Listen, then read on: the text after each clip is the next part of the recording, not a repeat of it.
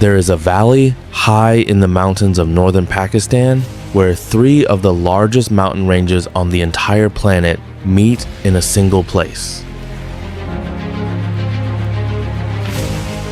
The Karakoram, the Himalaya, the Hindu Kush.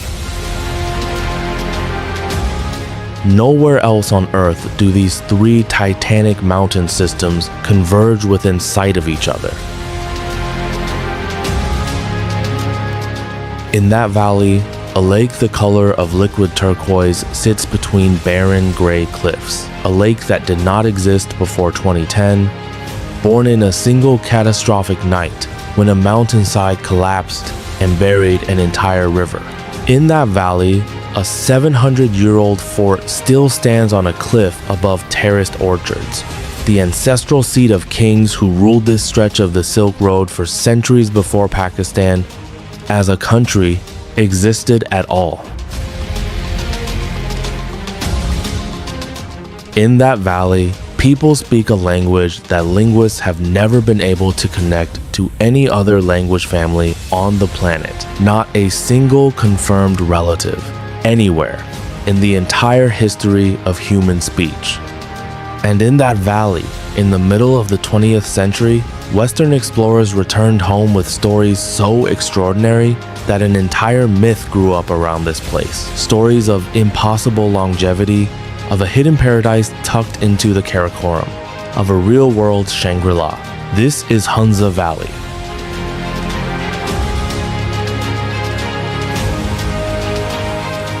And it is nothing like what you've heard about Pakistan. Before we go any further, if this is the kind of storytelling you came to YouTube for, subscribe to Rome Folios right now. Every week, somewhere the world forgot to look. Hit subscribe, let's go.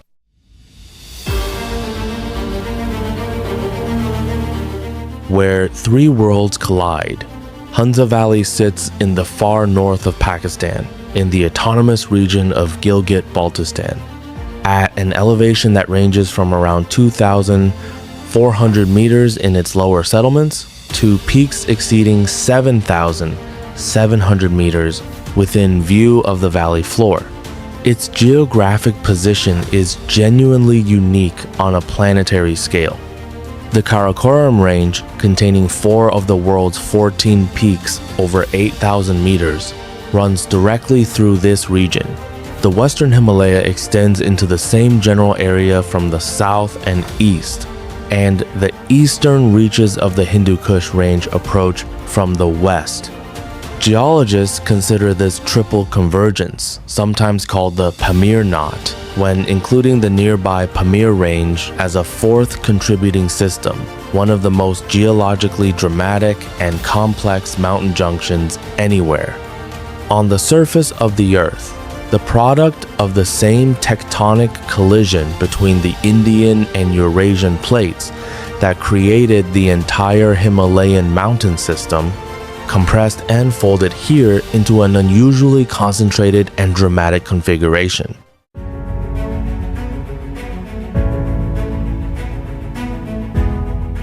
The Karakoram Highway, connecting Pakistan to China through the Kundrab Pass at an elevation of 4,693 meters, runs directly through Hunza Valley and is frequently described, without much exaggeration, as one of the most spectacular roads on Earth. Construction took place between 1959 and 1979, a joint engineering effort between Pakistan and China that required cutting through some of the most challenging and unstable mountain terrain anywhere in the world. Over 800 workers, Pakistani and Chinese, died during its construction, victims of landslides, falls, and the sheer difficulty of building a paved road through terrain that had never before supported anything beyond foot and pack animal trails. The highway is sometimes called the 8th wonder of the world, a title that, having seen footage of trucks navigating its switchbacks above sheer drops with the Karakoram's highest peaks visible on every side, becomes difficult to argue with. Among those peaks, One in particular dominates the view from much of Hunza Valley in a way that few mountains anywhere dominate their surrounding landscape. Rakaposhi. At 7,788 meters, Rakaposhi is not among the very highest peaks in the Karakoram, but its prominence, the dramatic, nearly uninterrupted rise from its base to its summit, visible in its entirety from valley floor settlements at a relatively modest elevation, makes it one of the most visually striking mountains anywhere on Earth. Few mountains of comparable height anywhere in the world can be viewed base to summit with this little obstruction from inhabited ground. Local Burushaski-speaking communities have their own name for the peak, which translates approximately to Mother of Mist or Shining Wall, names that reflect both the cloud formations that frequently wreathe its upper slopes and the way its snow and ice catch light at dawn and dusk, in displays that have made it one of the most photographed mountains in Pakistan.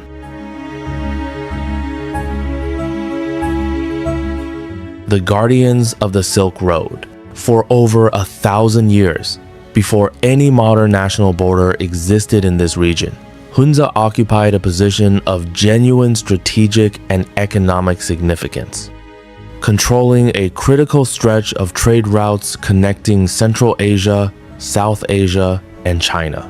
Caravans moving silk, spices, precious stones, and countless other goods between these regions had to pass through Hunza's narrow mountain corridors, and the rulers of Hunza, known by the title Mir, built their power and wealth around control of this passage, sometimes through trade taxation, sometimes through more direct means. Baltit Fort, perched on a rocky outcrop above the town of Karimabad, served as the residence of Hunza's ruling Mirs for over 700 years. The fort's oldest sections are believed to date to the 13th century, with significant architectural influence from Balti craftsmen who traveled from neighboring Baltistan in the 16th century to renovate and expand the structure, blending local building techniques with influences drawn from Tibetan and Ladakhi architectural traditions, themselves shaped by centuries of trans-Himalayan trade and cultural exchange. The fort's design, thick walls constructed from stone, timber, and packed earth, multiple levels connected by narrow staircases, defensive positioning that allowed observation of the entire valley below, reflects both the genuine military necessity of the era and the accumulated wealth and ambition of a ruling family that controlled one of the most consequential mountain passages in Asia. Inside, the fort's reception halls, royal living quarters, and storage chambers have been restored and now operate as a museum, displaying artifacts, clothing, and weaponry connected to centuries of Hunza's royal history. A short distance away, Altit Fort, generally considered even older than Baltit, with origins potentially extending back over 1,000 years, sits on a sheer cliff directly above the Hunza River, its position chosen specifically for the natural defensive advantage the cliff face provided against any approach from below. The princely state of Hunza maintained a degree of autonomy that persisted remarkably well into the 20th century. It was not formally dissolved and integrated into Pakistan's direct administrative structure until 1974, meaning that the institution of the Mir of Hunza, with roots extending back the better part of a millennium, existed as a recognizable political reality within living memory for many people still alive today. Crossing the Hunza River near the village of Hussaini, a suspension bridge constructed from wooden planks, wire cable, and very little else stretches across the water at a height and with a degree of visible instability that has made it, somewhat unexpectedly, one of the more recognizable images associated with this region online. The bridge sways considerably underfoot.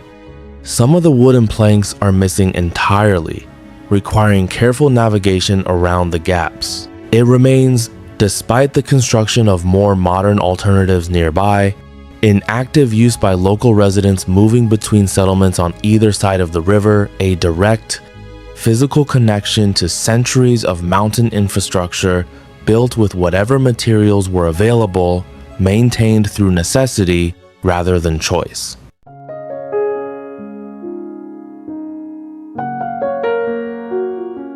The lake born from disaster.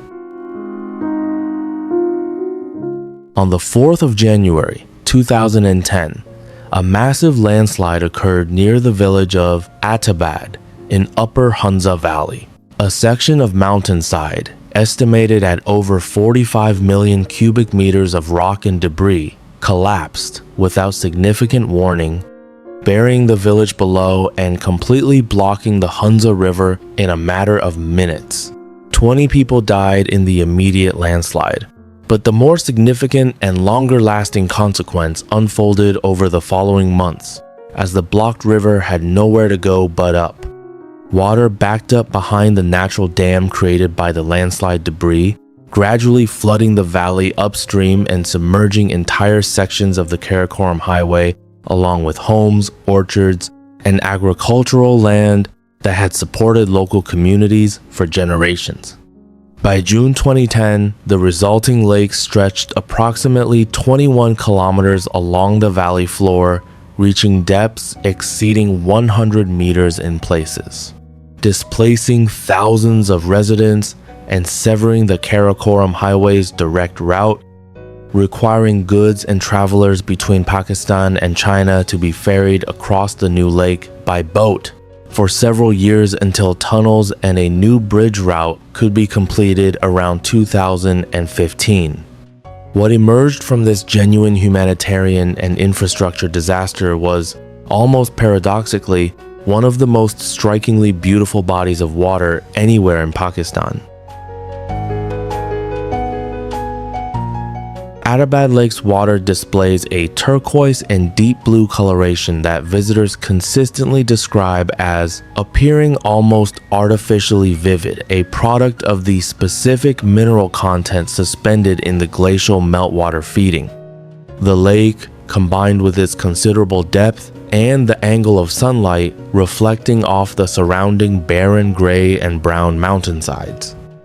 The contrast between the lake's saturated blue-green water and the stark, largely vegetation-free slopes surrounding it has made Atabad Lake one of the most photographed locations in northern Pakistan, drawing a growing number of domestic and increasingly international visitors, specifically to see a landscape feature that, geologically speaking, is barely older than many of the people now visiting it.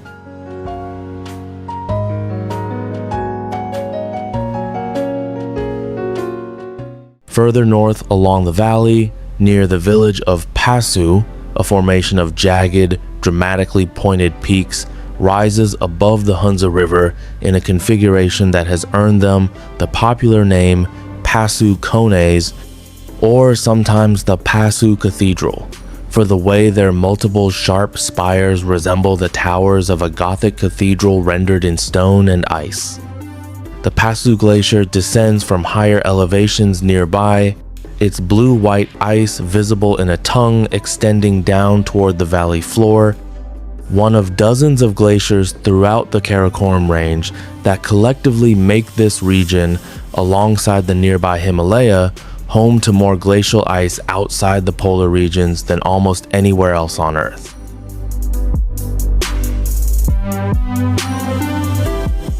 If you're still here and what comes next involves one of the strangest legends in 20th century travel writing, subscribe to Rome Folios right now.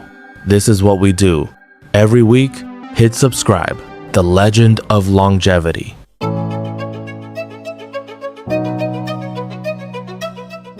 In the early and mid-20th century, a series of Western travelers, journalists, and self-styled health researchers returned from visits to Hunza Valley, with extraordinary claims that would go on to shape Western popular imagination about this region for decades. The claims centered on longevity. Visitors reported encountering Hunza residents who claimed ages well beyond 100, in some accounts approaching or exceeding 140 years, attributing this remarkable lifespan to the local diet heavy in apricots, whole grains, and what was described as a generally simple, physically active mountain lifestyle, and to claims that cancer and various other diseases common in the industrialized West were essentially unknown among the Hunza population. These accounts, amplified through popular health books, magazine articles, and eventually a thriving mid-century alternative health movement in the United States and Europe, transformed Hunza Valley in the Western imagination into something resembling a real-world Shangri-La, a name itself borrowed from James Hilton's 1933 novel, Lost Horizon, which described a hidden Himalayan valley where inhabitants lived extraordinarily long, peaceful lives, and which many readers and even some travel writers at the time speculated may have been at least partially inspired by earlier travelers' accounts of this very region. It is worth being direct about what modern scholarship and demographic research have established regarding these claims. The specific extreme longevity figures, ages of 120, 140, or beyond, have never been independently verified through birth records or other reliable documentation, and most demographic researchers who have studied historical Hunza population records consider these specific extreme age claims to be significantly exaggerated, likely the product of imprecise record keeping in a region that did not maintain formal birth registration for much of its history, combined with a degree of genuine cultural pride in elder community members that may have encouraged rounding upward. What does appear to have a more credible basis is that the traditional Hunza diet and lifestyle, rich in fresh and dried fruit, whole grains, regular physical activity required simply by mountain agricultural life, and relatively limited access to processed foods through much of the 20th century, likely did contribute to generally favorable health outcomes relative to many other populations of the same era. But the specific, extraordinary claims of widespread extreme longevity that captured Western imagination were, by most rigorous accounts, considerably overstated. The myth, however overstated, did produce one lasting and entirely real legacy. It drew sustained Western curiosity toward this remote Pakistani valley for decades, contributing to its eventual emergence as a genuine, if still relatively modest, international tourism destination built not on the literal accuracy of the longevity legend, but on the genuine, considerable beauty of the landscape that the legend had originally been used to help describe. Beyond the longevity myth, Hunza's culture holds genuine and well-documented distinctiveness that requires no exaggeration at all. The Burushaski language, spoken by the majority of Hunza's population, is classified by linguists as a language isolate, meaning it has no demonstrated relationship to any other known language family on Earth. Not Indo-European, not Sino-Tibetan, not any of the other major language families that account for the overwhelming majority of human speech. Burushaski simply stands alone, its origins and historical development representing one of the genuine unsolved puzzles of historical linguistics, with no confirmed relatives anywhere in the documented history of human language. The majority of Hunza's population practices Ismaili Islam, a branch of Shia Islam led by the Aga Khan, whose extensive development network has funded significant educational, healthcare, and infrastructure investment throughout the region over recent decades. This religious distinction, combined with Hunza's historical isolation, has produced social patterns that differ noticeably from many other parts of Pakistan, including notably high female literacy rates and educational participation relative to national averages, a product both of Ismaili religious emphasis on education for all members of the community regardless of gender, and of decades of targeted development investment specifically prioritizing schooling access throughout the valley.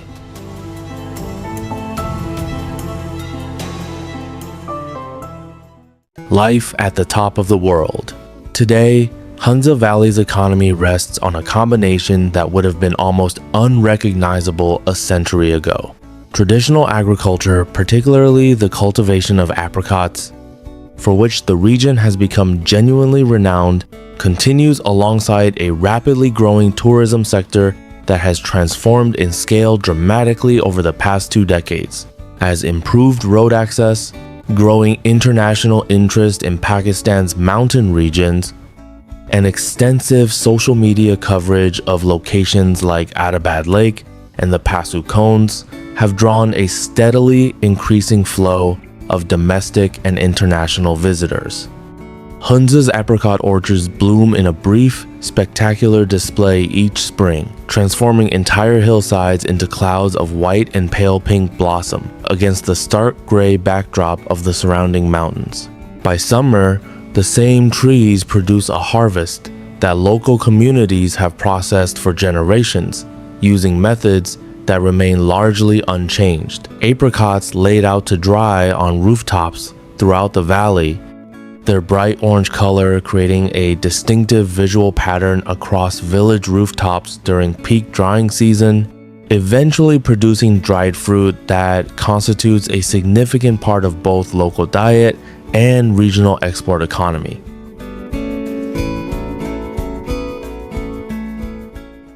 North of the main settled valley, Khunjerab National Park protects a high-altitude wilderness extending toward the Chinese border, home to some of the most elusive and ecologically significant wildlife remaining anywhere in the broader Himalayan and Karakoram region.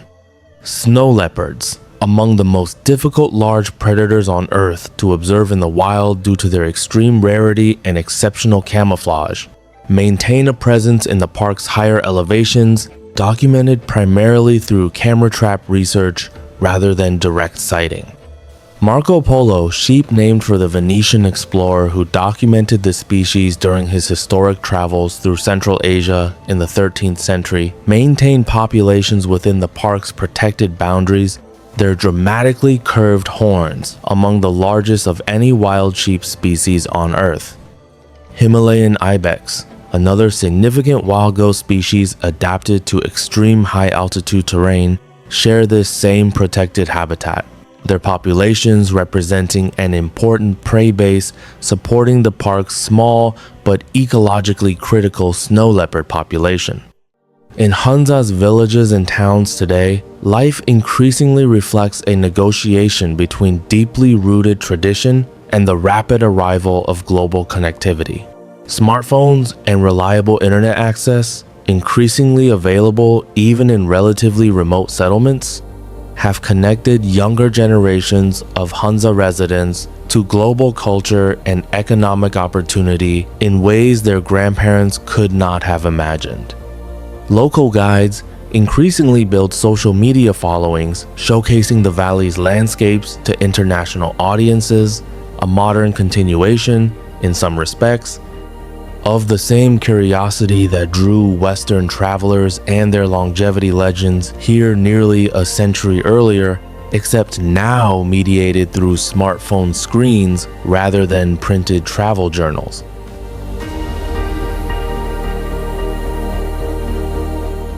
And through all of it, the mountains remain unmoved.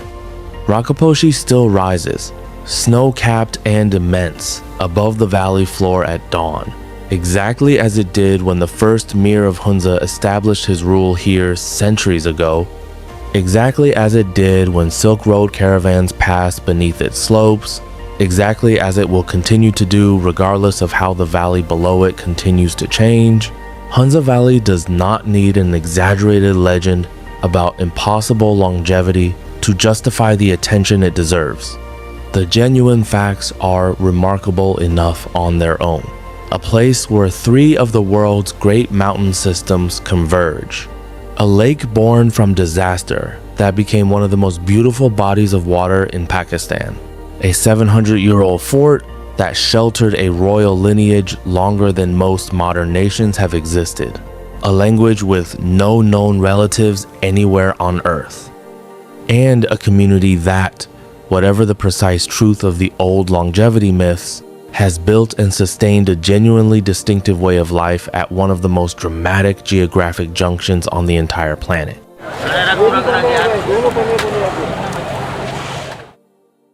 This is Hunza Valley, Pakistan's secret paradise. It was never actually a secret. The rest of the world simply wasn't looking.